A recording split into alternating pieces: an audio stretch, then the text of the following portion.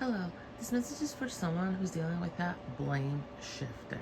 So, if this message is for you, you deal with someone on a regular basis. It could be many different scenarios. It could be work, it could be a family member, it could even be a spouse, but it's someone you deal with all the time. It could be a child. I'm getting that too. And this is a person that blame shifts. So, you've experienced this with them where they do something wrong or they mess up somehow and they want to blame it on someone else. And now they're blaming something on you to other people, okay?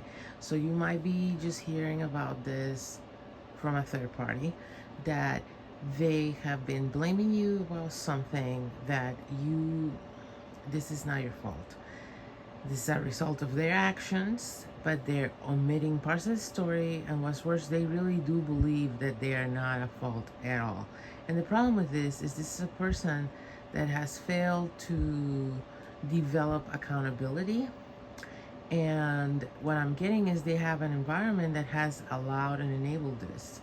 So they don't get called out when they consistently blame shift. So what I'm getting is a person that made a really sort of next level mistake. Maybe, I don't know, I'm getting maybe a DUI. Okay? And they just can't take responsibility. They're acting like it's no big deal, like this would happen to anyone, like there's no issue. And maybe they've even gone as far as being like, well, you should come pick me up, or this person said it was fine to drink, or I didn't have anything going on the next day. Like, they're coming up with ways to not take any responsibility at all for this wrongful action that they should really be growing from. And so this person has failed to develop accountability, but they're now a grown person. So even if it's your child, they're a grown person. So now you're coming to the realization there's a really serious issue, because even when they do something like actually like wrong that they need to look at themselves at, they just won't. They'll just blame shift and move on and just sort of give themselves, it's not about giving grace. It's like they just let themselves off the hook to the point that they take zero responsibility for how their actions have affected or could affect other people, or the negativity of their actions. So if this message is for you, you're in a position where you can call them out. Like, you are the kind of role in their life. Maybe you're their boss. Again, maybe you're their parent. Maybe you have some level of authority towards this person, and it is sort of your role to call them out. You know they're not going to respond well. You know they're just going to try and blame shift, or avoid any sort of accountability, or brush it off, or act like you are being dramatic. But this is kind of put you on some kind of moral hot seat when you have to take some kind of stance. And what you need to understand is it's no longer just a test for them. This is also a test for you, because you're becoming an accomplice, whether you realize it or not, and an enabler.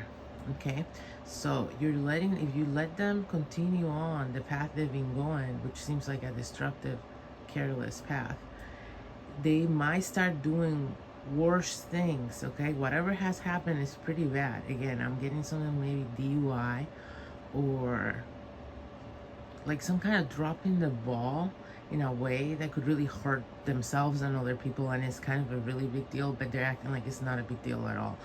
I'm getting something also, it could be about stealing, but yeah, it's like a big deal, but they're acting like it's no big deal at all. And the thing is, if this escalates and it keeps going in this direction, really bad things could happen. And the bigger problem here is how does a grown-up, because this person is now a grown-up, even if they're 20, they're still a grown-up. They're to the point where they should know better. And if they don't correct this way of looking at things, life is going to keep testing them. And like, things could get bad for them and for others. And then you will look back and feel a burden about not having made a stance or said something or do something when you could, and that time is now.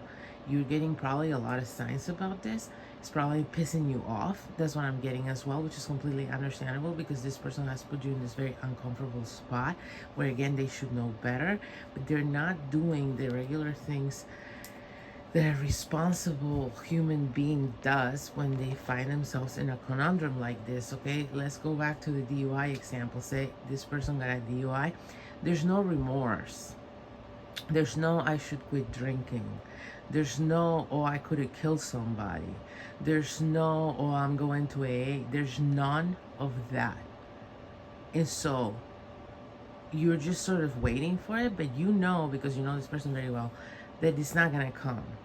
And so it's starting to weigh on you. You're trying to act like it's no big deal. And this is exactly how this got to this level of problematic. By acting like things that are a big deal were not a big deal and letting them slide. And this person has had that happen so often in their life that they are this person now, where these are their values or lack of values, where they literally just sweep under the rug really big deal things that should be catching their attention, and they should be, you know, feeling a way about. Okay, like, again, you keep waiting for that guilt to come in, for that remorse, for that sense of I need to change, something is wrong, I need to make sure people see that I'm not that kind of person. Like, there's not even a desire to change perception here. Okay, there's not even the regular shame of, oh my God, I need to go to AA so people don't think I am okay with, you know, driving drunk and possibly hurting people. No, there's none of that. One would want them to do this for themselves and, you know, for society in general, to not be a fucking danger to society. But they're not even doing it for the visuals, which would not be completely satisfactory, but it would be something if they were at least they had this level of shame that made them think, you know, I better, like, you know, quit drinking and go to AA and make sure, you know, I let everybody know that I'm doing that. No, there's not even that. So again, this comes to a point where now this is your moral conundrum because of your position of authority in their life, and you feel like you need to say something and it's making you really uncomfortable, but you also feel like the signs are just bugging you and overwhelming you, that you do need to take some kind of stance.